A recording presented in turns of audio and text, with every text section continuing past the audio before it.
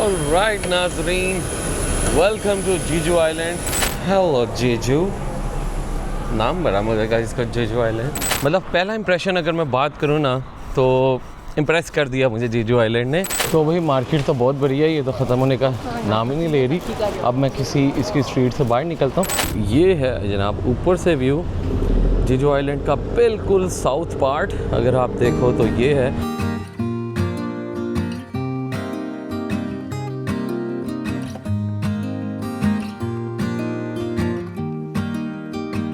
अस्सलाम वालेकुम and good morning again from Seoul का गिम्पो एयरपोर्ट। अर्ली मॉर्निंग है, सुबह सुबह के 4 बज रहे हैं और मैं सोल शहर से निकलने की तैयारी कर रहा हूँ। और आज की हमारी फ़्लाइट है जीजू आइलैंड की तरफ। जीजू आइलैंड अगर आप मैप पे देखो तो इनके बिल्कुल मोस्ट साउथ साइड के ऊपर नीचे जो मेन साउथ कोरिया उससे भी नीचे एक छोटा सा एक आइलैंड है और वहाँ पे कुछ नेचर वाली जगह भी हैं, बीचेस भी हैं सराउंडेड पे। तो मैंने कहा शहर आपको बहुत दिखा दिया, अब चलते हैं हम थोड़ा सा आइलैंड वाली साइड पे, बीचेस वाली साइड पे, कुछ नेचर माउंटेन्स वगैरह जाके विज़िट करते हैं। तो सुबह सुबह अर्ली मॉर्निंग आ गया हूँ तैयब के घर से। मज़े की बात आपको बताता हूँ, मज़े की बात यह है कि मुझे सिर्फ घर से टैक्सी लेके आने में 4 बजे, क्योंकि बसें वगैरह नहीं चल रही थी, तो मुझे आलमोस्ट 22,000 वॉन की टैक्सी पड़ी है, जो कि आप यूँ समझ लो आलमोस्ट बन जाते हैं कोई पाकिस्तानी 4600 करीब। ये मुझे टैक्सी के पड़े हैं। और मेरी फ़्लाइट कितने की है? 19,000 पाउंड की, जो कि मेरी 4,000 के करीब मेरी सिर्फ फ़्लाइट बनती है। तो ये सीन है कि आपको इधर से सिर्फ यहाँ आने की टैक्सी महंगी पड़ी है और यहाँ से जो आपने जेजू जाना है उसकी फ़्लाइट ज़्यादा सस्ती है। तो एनीवेज़ यहाँ पे हम लोग पहुँच गए हैं और फ़िलहाल ऊपर उधर स्टाफ तो नहीं आया हुआ। मेरी 6:15 की फ़्लाइट है, मैं थोड़ा सा जल्दी पहुँच गया हूँ, 4:30 ऑलमोस्ट हो गए।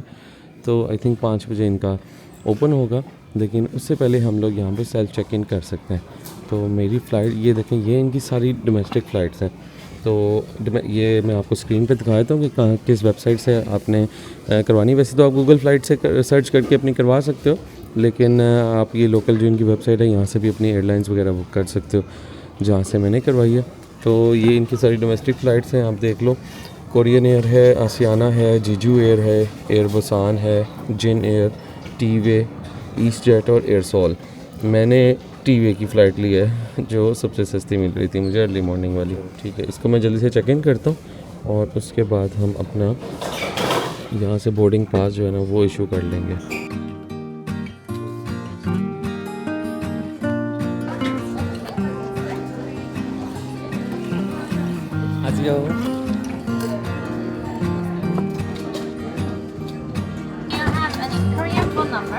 ओके जी, सो बैग जमा करवा दिए हैं और बोर्डिंग पास मिल गया है हमें। ऑलरेडी मिल गया हुआ था लेकिन अब बैग जमा करवाए हैं। लेकिन एक सीन ये हुआ है कि मैं जब बैग मैंने जमा करवाया तो बैग जमा करवाने के बाद मुझे एकदम कॉल आ गई। शुक्र है मैंने लोकल नंबर उनको जमा करवाया हुआ था। कॉल आ गई कि आपके बैग में प्रॉब्लम है, जल्दी से आ जाएँ। तो खैर मैं जब उधर गया तो मेरे जो मिनी जो GoPro है उसकी जो छोटी छोटी बैटरीज थी वो मेरे चेक बैगेज के अंदर थी। तो वो कहते हैं आप ये भी चेक बैगेज में नहीं लेके जा सकते, इसको आप अपने साथ जहाज़ में लेकर जाएं। तो बड़ी हैरानगी की बात है। वो फिर दोबारा से निकाली हैं और अब मैं डिपार्चर लाउंज में दोबारा आ गया हूँ। ओके सो जनाब, सिक्योरिटी चेक्स के बाद अब आ गया है गेट्स वाला एरिया। ये तो बहुत ही कमाल बना हुआ है यार, इम्प्रेसिव। रूफ भी आप देखो, और जो ये लाउंज है बेसिकली डिपार्चर लाउंज है और इनके डिफरेंट गेट्स हैं। हमारा है गेट नंबर 5 और हमने जाना है गेट नंबर 5 पे।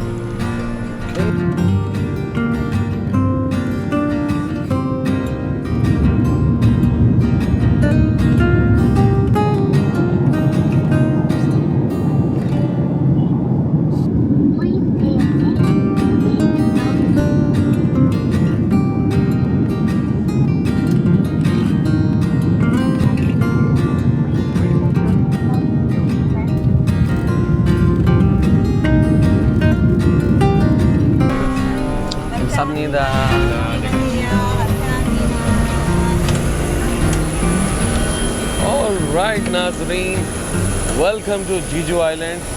रेनी वेदर। अभी बारिश ख़त्म हुई है और ट्रेन से मैं उतर रहा हूँ और ह्यूमिडिटी है इधर, लेकिन मैं देख रहा था वेदर में तकरीबन अगले 3-4 दिन बस इधर बारिश ही बारिश है। वैसे तो हल्की बारिश वैसे अभी भी हो रही है।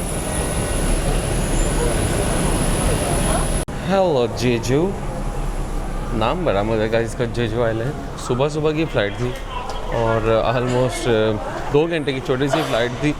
मैं एक्सपेक्ट कर रहा था शायद कुछ मिल जाएगा खाने शाने का, लेकिन कुछ भी नहीं दिया, पानी तक का नहीं पूछे यार। लेकिन आप फ़्लाइट का रेट भी तो देखना ना यार, सिर्फ और सिर्फ 4,000 रुपये की फ़्लाइट पड़ी है, ऑलमोस्ट 4-4,500 रुपये की। यह है एयरपोर्ट अराइवल, बड़ा अच्छा मुझे लगा है। ये जो पिलर्स के ऊपर चारों तरफ LCDs लगी हुई हैं और यहाँ से बस हमारा सामान आएगा। Alright, so we got the bag. और आप जीजू एयरपोर्ट से हम लोग निकलेंगे बाहर और आपको दिखाता हूँ जीजू आइलैंड का फर्स्ट इंप्रेशन। एयरपोर्ट के ऊपर तो यार इन्होंने मुझे बहुत अच्छी वाइब्स दी हैं। हर जगह इन्होंने ग्रीन LCDs, और ये देखें कितना ज़बरदस्त हेलो जीजू इन लोगों ने लिखा हुआ है यहाँ पर। वेलकम टू जीजू इंटरनेशनल एयरपोर्ट। ये सामने बसेस हैं, इनका कुछ देखते हैं, बसेस का मैप कैसे है वो देखते हैं। और मैंने जो अपना हॉस्टल बुक किया हुआ है एयरपोर्ट से बिल्कुल जो ऑपोजिट जाता है इस मैप में, मैंने वहाँ पे अपना, इसका सेगवर्ड सिटी है शायद, वहाँ पे मैंने अपना हॉस्टल बुक किया हुआ है। ये है जनाब पूरा जीजू आइलैंड, और ये जो ग्रीन डॉट आपको नज़र आ रहा है यहाँ पे मैं लैंड किया हूँ। और ये अब तकरीबन 1.5 घंटे की ऑलमोस्ट ये बस है जो मुझे यहाँ पे लेके जाएगी बिल्कुल दूसरे कोने पे। तो प्लान मेरा यही है कि 2 दिन मैं यहाँ पे गुजारूँगा और दरमियान में ये आप देख लो हलासान नेशनल पीक। ये पूरा जो कोरिया है, कोरिया की सबसे हाईएस्ट पीक है, ऑलमोस्ट 6,000 फुट है इसकी हाइट। और लोग यहाँ के ट्रैकिंग करते हैं। अगर हमें भी टाइम मिला तो हम भी ट्राई करेंगे। और 2 दिन मैं यहाँ पे रुकूँगा, शायद 2 दिन मैं इस बीच पे चला जाऊँ, 1 दिन मैं इधर चला जाऊँ, कुछ ऐसे ही मैं प्लान कर रहा हूँ। तो इस आइलैंड को थोड़ा सा हम एक्सप्लोर करेंगे। एक्चुअली मैं यहाँ पे इसलिए वेट कर रहा हूँ क्योंकि जो हॉस्टल है मेरा और जीजू के जितने भी हॉस्टल्स हैं, होटल्स हैं, मैंने यहाँ पे देखा है वो 4 PM से पहले आपको चेक इन देते ही नहीं है। दुनिया में पता नहीं कहाँ पे होता है यार 4 PM पे चेक इन, मैक्सिमम भी होता है ना तो 1 या 2 बजे होता है, लेकिन यहाँ पे इन्होंने शाम 4 बजे जाके चेक इन रखा हुआ है। तो एयरपोर्ट के ऊपर, क्योंकि ये जीजू आइलैंड जो है एक्चुअल में ये हॉलीडे डेस्टिनेशन है। और मज़े की बात आपको बताऊँ, आज से चंद साल पहले, कोविड आने से पहले भी पाकिस्तानियों को भी इस जेजू आइलैंड के ऊपर बग़ैर वीज़े के आने की इजाज़त थी। और दुनिया के जितने भी और भी काफ़ी कंट्रीज़ थे, ये इन्होंने वीज़ा फ्री एक अपना आइलैंड रखा हुआ था। आप इस आइलैंड के अंदर ही रह सकते थे कोरिया के, और आप आ सकते थे विदाउट वीज़ा, लेकिन फिर ये बंद कर दिया गया और अब आपको कोरिया का वीज़ा ही लेकर आना पड़ता है यहाँ पर। तो ये देखें, ये सारे इधर ब्रोशर्स वगैरह लगाए हुए हैं, जो एक्टिविटीज़ हैं इस पूरे आइलैंड पे। स्कूबा डाइविंग है, बोट ट्रिप्स हैं, और काफ़ी बच्चों के लिए बहुत ज़्यादा इसमें एक्टिविटीज़ हैं। तो बस मैं अब अपनी बस का पता करता हूँ और फिर चलते हैं हम बाहर। जैसे ही अब आप जीजू एयरपोर्ट से बाहर आते हैं, ये सामने काफ़ी ज़्यादा बसेस के स्टॉप्स हैं डिफरेंट गेट्स के आगे। 5000। तो अभी तक का जो एक्सपीरियंस है वो तो बड़ा अच्छा जा रहा है। जो स्पेशली पहली जो वाइब मिलती है आपको किसी भी आइलैंड में, किसी भी सिटी में आने के बाद, वो बहुत अच्छी मिल रही है। क्योंकि एक तो बादल आए हुए हैं, हल्की धूप है और ग्रीनरी बहुत ज़्यादा देखने को मिल रही है, जो कि सोल में मैं बहुत ज़्यादा मिस कर रहा था। वहाँ पे ओबियसली इतनी ज़्यादा पॉपुलेशन है, आपको पता है 60% ऑफ पॉपुलेशन जो है ना कोरिया की, वो सोल में ही रहती है। बाकी 40% जो है वो पूरे कोरिया में। ले जी नाजरीन, ये जो सामने पहाड़ नज़र आ रहा है ना, एक्चुअल में मुझे लग रहा है यही है वो Hallasan mountain, the highest peak of Korea.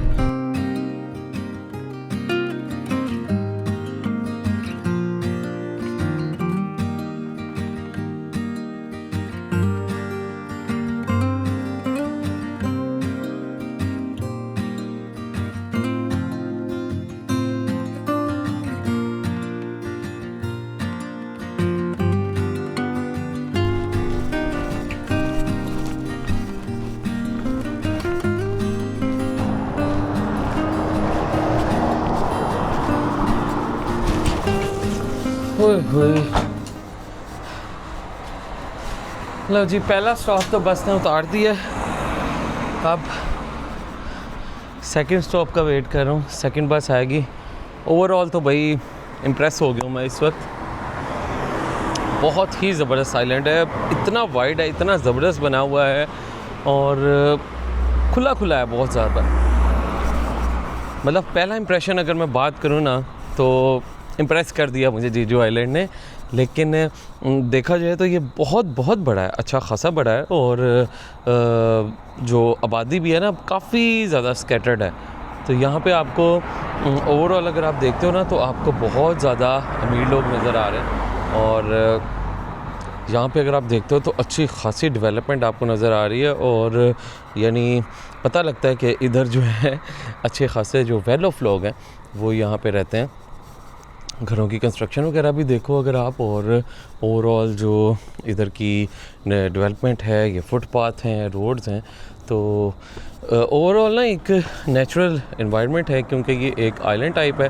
तो आइलैंड में जैसे होता है कि चारों तरफ आपको समुंदर लगता है और दरमियान में कुछ पहाड़ होते हैं, कुछ नेशनल पार्क्स होते हैं, तो वही सीन है इधर। बस मैं अब एक मज़ीद बस स्टॉप पे खड़ा हूँ। इधर बड़े अच्छे बस स्टॉप ये कवर्ड हैं क्योंकि इधर आइलैंड्स वगैरह पे बारिश वगैरह बहुत ज़्यादा होती है, तो इन लोगों ने बड़ा अच्छा है ये कवर्ड बनाए हुए हैं। तो अभी मैं जब लैंड किया था तो बारिश हो रही थी और अब देखें धूप निकल आई है। तो बस का मैं वेट कर रहा हूँ। ये सारा बसेस का स्केड्यूल वगैरह लिखा हुआ है यहाँ पर। 611 बस का मैं अभी वेट कर रहा हूँ, बस जैसे ही आती है फिर हम चलते हैं। तो यार ट्रांसपोर्ट के मामले में जो मुझे अभी तक पिछले 1-1.5 घंटे में समझ आ रही है वो ये है कि यहाँ पे ना बसेस थोड़ी सी कम है बिकॉज़ आबादी उस तरह बहुत ज़्यादा नहीं है, तो बसों की फ्रिक्वेंसी बहुत कम है। आपको एक बस से दूसरी बस चेंज करने के अंदर ही आलमोस्ट आधा पौना घंटा लग जाता है। मैं एयरपोर्ट से कोई 8:30 बजे निकला था, पूरा 1 घंटे का सफ़र करके एक पॉइंट के ऊपर आया और मेरी बस आ तो नहीं गई। तो जनाब मुझे उस बस ने ना आलमोस्ट एक स्टॉप आने से पहले वो गलत जगह के ऊपर मुड़ गई और पता नहीं किस जगह के ऊपर मुझे वो ले गई और उसके बाद मुझे उसने वहाँ पे उतारा है इस जगह के ऊपर। अब मैं यहाँ पे वेट कर रहा हूँ और मुझे आलमोस्ट कोई 20 से 25 मिनट हो गए हैं यहीं पे वेट करते। और अभी क्योंकि मैं बस जब उस बस से उतर रहा था तो मेरी 611 नंबर जो बस जिस पर मैंने बैठना था वो बस निकल ही रही थी। तो अब अगली बस के लिए मुझे आलमोस्ट 20 मिनट हो गए हैं और अभी तक बस नहीं आई यहाँ पे। तो ये सब कुछ यार फर्स्ट इंप्रेशन में शामिल होता है। यही वो चीज़ें होती हैं जो छोटी छोटी आपके साथ मैं शेयर करता हूँ कि जब आप किसी भी शहर में जाते हैं, किसी भी नई जगह के ऊपर जाते हैं, तो वहाँ की एज अ ट्रैवलर आपको किन किन चीज़ों से फेस करना पड़ता है। तो बैठते हैं यार, अब ना थोड़ा हबस होने लग गया है। अब थोड़ा हब्स होने लग गया और थोड़ी सी गर्मी लगने लग गई है। वो जो हवा ठंडी वाला फैक्टर था ना वो ज़रा कम होने लग गया। ऑलराइट नाज़रीन, सो उतर गया हूँ फाइनली अपनी इस बस से। अच्छा खासा टाइम लग गया लेकिन शुक्र है एटलीस्ट कि वेदर अच्छा है। तो ये वाला अब अगर आप मैप के ऊपर देखोगे तो यहाँ पे जो इसकी इस सिटी का नाम है जेजू आइलैंड के ऊपर सोग्विप सिटी। तो इस सिटी का नाम है जनाब सोग्विप सिटी और जेजू आइलैंड के बिल्कुल ये साउदर्न साइड के ऊपर है। और अब मुझे ऑलमोस्ट 1 किलोमीटर वॉक करके फिर जाना है अपने हॉस्टल। और मैं इसलिए भी रिलैक्स होकर चल रहा हूँ क्योंकि हॉस्टल ने भी ये मेंशन किया हुआ कि भाई आपको 4 बजे से पहले हमने कमरा या वो जो मेरा बंक बेड है मुझे चेक इन कोई नहीं करने देना आपको हमने। ये भी है सीन। तो लेकिन बुक करते वक्त मैंने एक चीज़ देख ली थी कि ये वाला जो हॉस्टल है ये बिल्कुल बीच के किनारे के ऊपर है, तो आपको व्यू शू बड़ा अच्छा आता। तो अगर कोई कॉमन रूम होगा तो हम फ़िलहाल वहाँ पे टाइम स्पेंड करेंगे, अदरवाइज़ हम फिर अपने बैग शैग रख के और थोड़ा सा इस आइलैंड को या उसको एक्सप्लोर करने निकल जाएंगे। तो चलते चलते भी अब हम इसकी स्ट्रीट्स को देखते हैं। ये देखें, ये इसकी मेन रोड्स हैं। ये कोई बिल्कुल ही आई थिंक मेरे पास ही इधर कोई इनका शॉपिंग बाज़ार है बहुत अच्छा, सोग्विप माली ऑयल ओले मार्केट। तो मुझे ना वैसे थोड़ी भूख भी लग रही है क्योंकि सुबह सुबह हम ब्रेकफास्ट किए बगैर निकले हुए हैं। तो क्या कहते हो कि जाने से पहले इधर चक्कर लगा ही ना लें। चलते हैं इस मार्केट के अंदर। सेग्विपो माले ओले मार्केट, एक राउंड लगा के आते हैं इसका। ओके।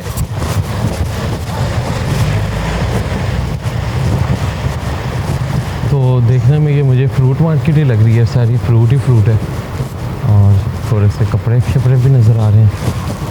कपड़ा इधर एक्सपेंसिव है, इनके लिए नहीं, हमारे लिए।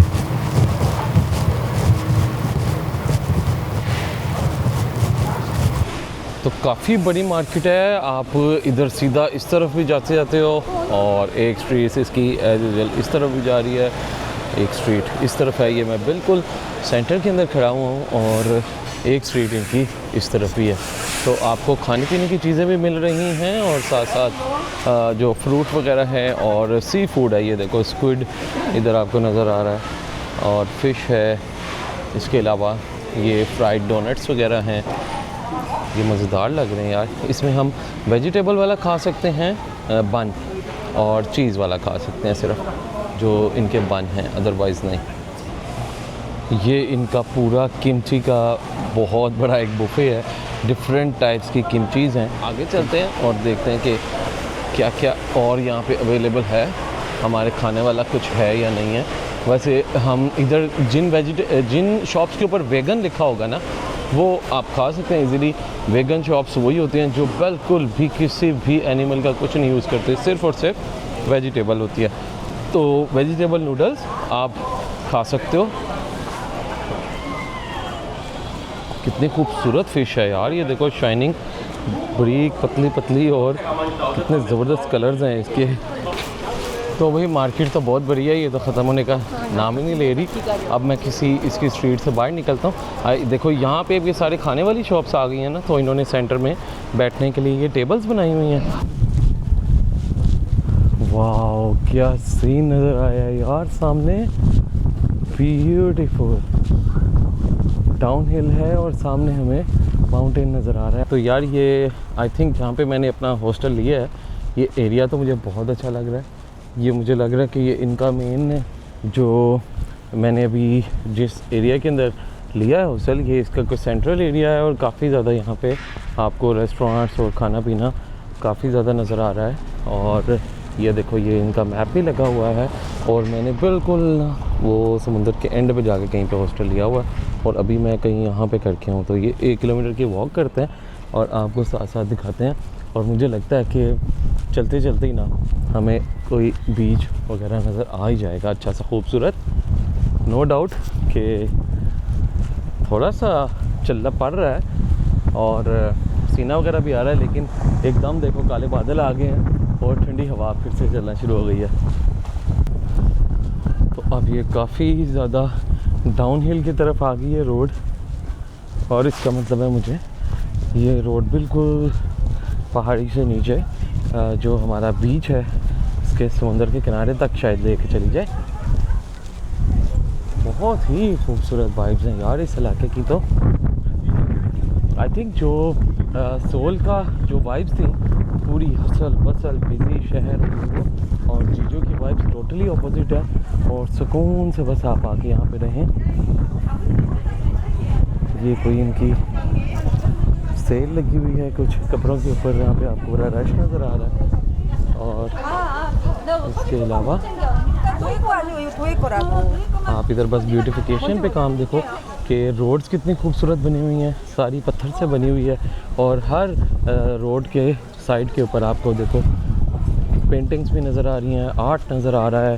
साथ आपको ये गमले पड़े हुए फूलों वाले नज़र आ रहे हैं। और जितने भी रेस्टोरेंट्स हैं उन्होंने अपने एक प्रॉपर ना थीम दिया हुआ है अपने एक रेस्टोरेंट को, जितने भी है मैं यहाँ पे देख रहा हूँ। ये देखो ये कितना प्यारा रेस्टोरेंट है, बस आगे जो है एक वो बुल चल रहा है।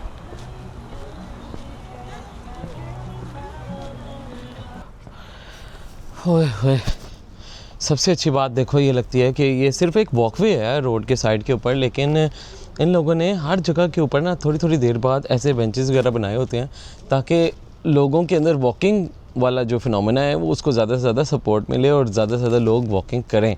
ये बेंचेस लगे होंगे, लोगों को दरमियान में रेस्ट मिलेगा तो लोग इस जगह के ऊपर वॉक करेंगे। और जिस अभी रोड से मैं आ रहा हूँ चलता हुआ, ये सारी इन लोगों ने बीच तक पूरा वॉकिंग एरिया ही बनाया हुआ है। तो फ़िलहाल मैं अभी यहाँ पे स्टे कर रहा हूँ। 500 मीटर, आधा किलोमीटर मैंने चल ली है, तो थोड़ा सा ह्यूमिडिटी की वजह से ओब्वियसली पसीना ज़रा ज़्यादा आ रहा है, तो थोड़ा सा यहाँ पे रेस्ट करते हैं और फिर आगे चलेंगे बाकी। ओ वाह वाह वाह, किस जगह के ऊपर हमारा हॉस्टल है जनाब। ये सामने क्या खूबसूरत एक याट एरिया है, यहाँ से बोट्स चलती हैं और सी व्यू भी है। यहाँ पे सब लोग आगे स्कूबा डाइव भी करते हैं।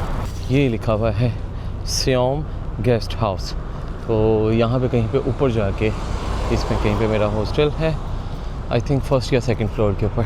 तो चलते हैं ऊपर और चेक इन करते हैं। चेक इन करने तो नहीं देना उन्होंने, लेकिन चलें सामान तो अपना रखते हैं। Alright, so this is Siyom guest house. For walk. Yeah. I'll walk 50. Okay, you fast. My stuff. Hello. Hello. You're fast guy. Yeah. Hasta luego. See you, man. Hello. Hello, man. Yeah, I have a booking. I'm not working here. Oh, you don't work. So, No. okay, so do you know where is the host? Reception? No. He normally come sometimes, Sometimes, okay. but they check in 4 o'clock. 4 o'clock. So where is the common area where we can like sit and wait? It's here. Here or any open? Here, outside. Outside as well. Okay. They have a nice place here. Because it's quite hot here. Yeah. Okay. Okay जी, so हमारे host जो हैं वो अभी तक आए तो नहीं हैं, इधर शायद बाहर गए हुए हैं। तो ये एक स्वीडन से हमारे भाई हैं, इन्होंने अभी बताया कि आप ये इनको ऑलमोस्ट 1 मंथ हो गया इधर, और कॉफ़ी कह रहे हैं कि ऑल डे फ्री है, तो ये तो बहुत बेस्ट सीन हो गया। तो आपको थोड़ा सा राउंड करवाते हैं अपने हॉस्टल का। ये एक कॉमन सिटिंग एरिया है, यहाँ पे आप बैठ के अपना काम शाम एडिटिंग वगैरह कर सकते हैं। ज़बरदस्त यार, मैं इधर बैठ के ही अपना थोड़ा काम करूँगा। देखें ये भी यहाँ पे अपना बैठ के काम कर रहे हैं। और एक व्यू तो ये है, यहाँ से आपको सिटी व्यू आ रहा है और समुंदर भी आपको थोड़ा सा वहाँ से नज़र तो आ रहा है। लेकिन जो दूसरा व्यू है वो आपको दिखाते हैं सामने से। So let's go this way. ये है जनाब इनका सेकंड एरिया। ऑलराइट, सो जनाब लुक एट दिस व्यू। ये है जनाब ऊपर से व्यू जीजू आइलैंड का बिल्कुल साउथ पार्ट अगर आप देखो तो ये है। और ये पूरा एक शिप हार्बर एरिया है। यहाँ से मैं देख रहा हूँ कि आसपास जिस जगह पे मैं रह रहा हूँ यहाँ पे सारी स्कूबा डाइव और अंडर सी करवाने वाली जो एक्टिविटीज़ होती हैं एडवेंचर वगैरह वो करवाने वाली कंपनीज़ हैं। और ये शिप में आप लोगों को यहाँ पे बिठा कर लेके जाते हैं। ये मुझे सामने नीचे भी नज़र आ रहे हैं, कुछ लोग बैठे हुए यहाँ पे स्कूबा डाइव के लिए आ रहे हैं, कुछ लोग जा रहे हैं। और ये चेक करो, ये कितनी खूबसूरत रोड, और ये एक छोटा सा माउंटेन है, ये बड़ा ही खूबसूरत ब्रिज। और उसके पीछे भी अगर आप देखो तो एक बहुत ही प्यारा स्टोन आइलैंड आप कह सकते हो, उस तरह मैन आइलैंड नहीं है।